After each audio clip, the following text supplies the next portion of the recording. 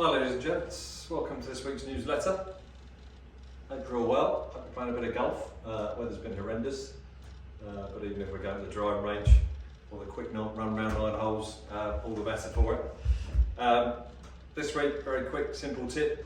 Time of year where we all tend to start struggling with wedges, a lot of duffs, and then after a few duffs, start to see a lot of thins.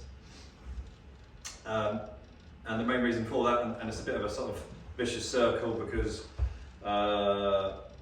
once we get into that kind of process of duff thin, we get more and more aware of the golf ball and less about what technique is causing it or what isn't there, what we actually need.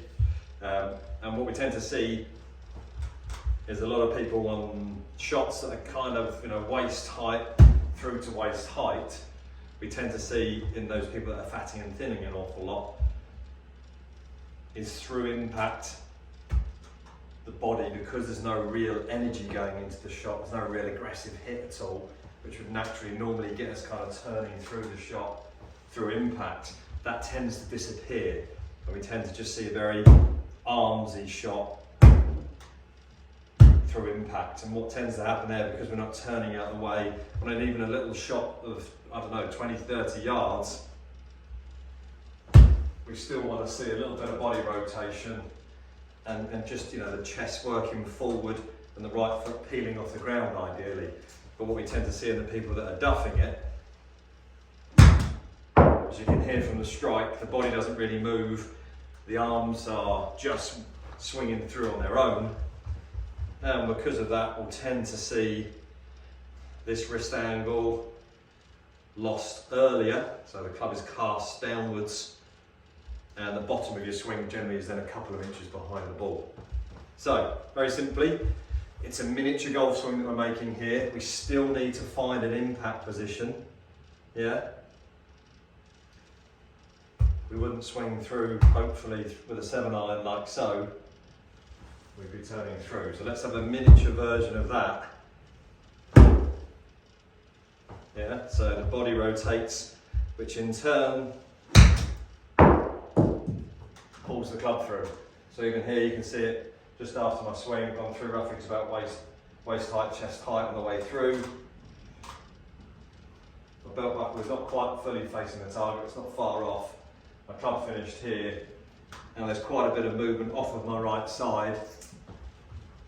And as you can see, my shoulders are finished fairly level. They're not back here, and they're not tilted downwards. Okay, so the main point of improvement here is to keep the body rotating out of the way, keep the chest and the weight moving forward as your body turns. And that is what pulls the club through and gives you the strike. Not keeping the body square to the golf ball, facing the golf ball. It's got to turn it away like you would naturally, I'm sure, in your golf swing. That gives you the strike, that gives you the club head speed. It's not the arms waving at the ball, it's the body rotation that brings the club back to impact. Okay, hope that helps. It will certainly bring back the strike. You might find you need to recalibrate your distance control a tiny bit, because you might actually find you get a bit more acceleration through impact, because you're just creating a tiny bit more lag, so a little bit more club head speed.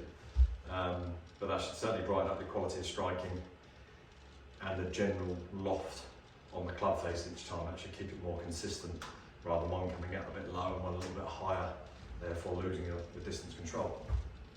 Okay, nice and simple.